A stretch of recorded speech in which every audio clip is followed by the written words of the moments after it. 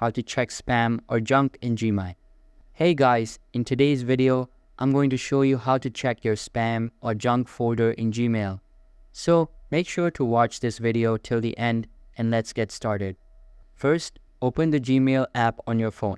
You can also go to gmail.com in your web browser. Once you're in your inbox, look at the top left corner and tap the three horizontal lines to open the menu.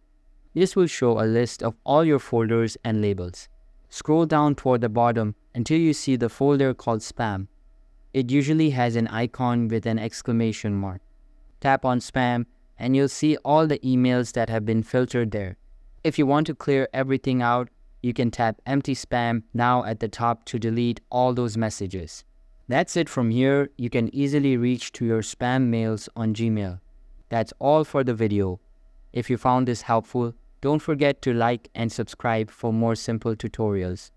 Thanks for watching and see you in the next one.